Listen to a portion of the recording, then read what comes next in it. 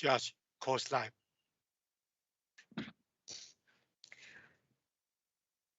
Good afternoon. The Appellate Division First Department is now in session. Welcome to our virtual admission ceremony for Monday afternoon, October 18th, 2021. We are very happy to have all of you with us here this afternoon. Ms. Guerrero, if you may please proceed. Thank you, Justice Kapnick, and may it please the court. Good afternoon. I, Veronica Guerrero, counsel to this court's Committee on Character and Fitness, am honored this afternoon to present to the court 35 applicants for admission to the bar. Further, I am pleased to report that the committee has examined the records of each applicant appearing here today.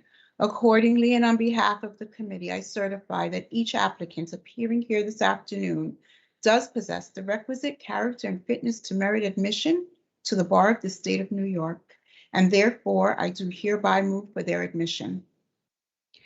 Thank you very much for your motion, Ms. Guerrero. I have had the opportunity to discuss this with my colleagues earlier today. Very pleased to let you know we'd be very happy to grant your motion. On behalf of all of the justices, we ask you, Ms. Guerrero, to please extend our thanks to all the members of the Character and Fitness Committee who have interviewed these candidates and reviewed their applications and presented to us what appears to be a very fine group of applicants for admission to the bar this afternoon. I will. Thank you. Thank you. We would now like to call upon the clerk of our court, Susana Rojas, who will administer the oath of office. Good afternoon, Justice Kapnick. Good afternoon, candidates. I will administer the oath in the form of a question. At the end, I will ask you to please unmute your microphones and respond by saying, "I do." At this point, I ask each and every one of you to please raise your right hand. Do you solemnly swear or affirm to support the Constitution of the United States and the Constitution of the State of New York, and to faithfully discharge the duties of the office of Attorney and Counselor at Law to the best of your ability? Please unmute your microphones and respond by saying, "I do." I do. Congratulations, attorneys. You may lower your right hand and please mute your microphones. Thank you. And if all the judges and the other members of the court could please unmute your microphone for a moment so we can give a small round of applause to the new attorneys.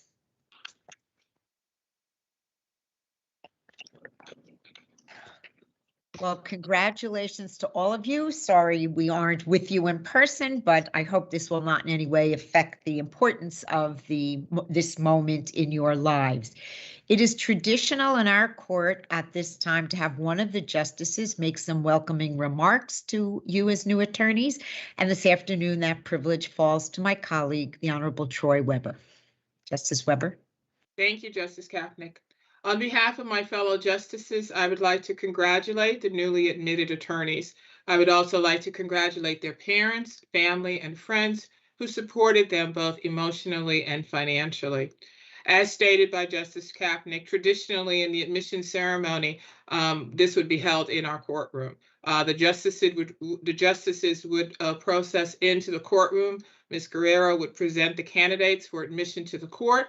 If the motion was granted, the court officer would ask that the candidates please stand, raise their right hand. Ms. Rojas would deliver the oath, and the officer would then ask the attorneys to be seated.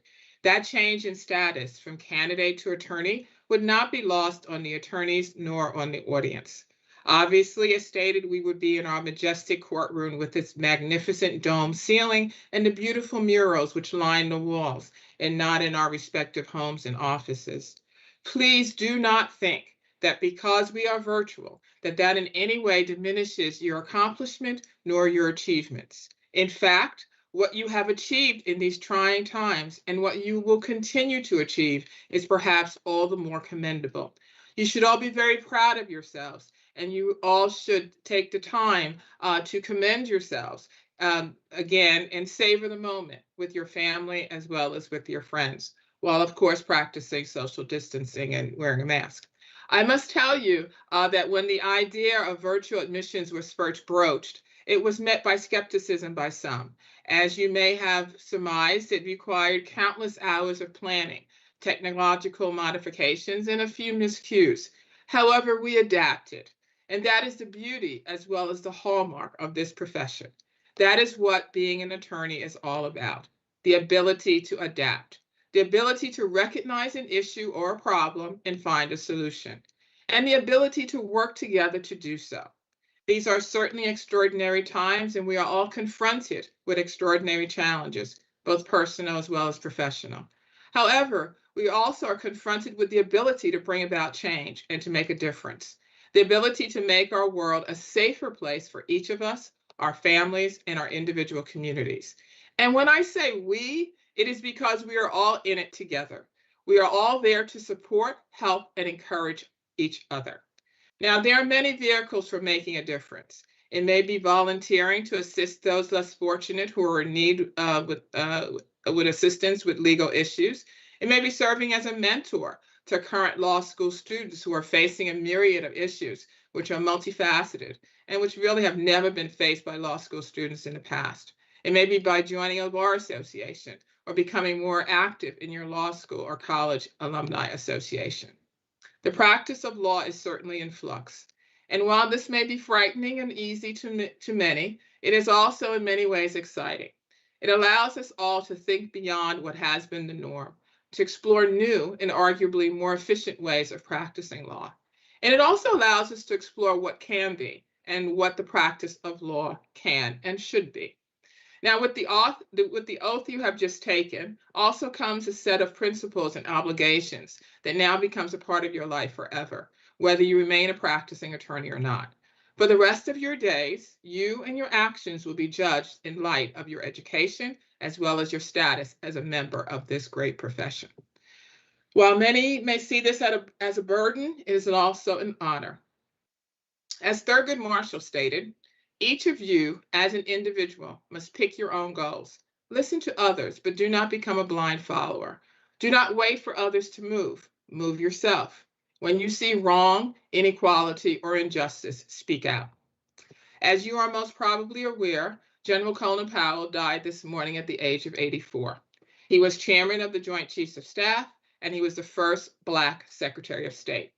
As an aside, I would also add that he also grew up in the Bronx. Although not an attorney, I was struck by a statement he once made during an interview. He stated, "If you are going to achieve excellence in big things, you develop the habit in little things. Excellence is not an exception. It is a prevailing attitude." So attorneys, plunge deeply. You all bring fresh ideas and talents to a noble and great profession. Again, my congratulations to you all. Thank you. Thank you so much, Justice Weber, for your inspiring remarks for all of our new attorneys. We all wish you again the very best of luck in your careers. This admission ceremony is now concluded and court is adjourned. Thank you to all of the justices and Ms. Rojas. They can all log off, and the new attorneys will stay on with me.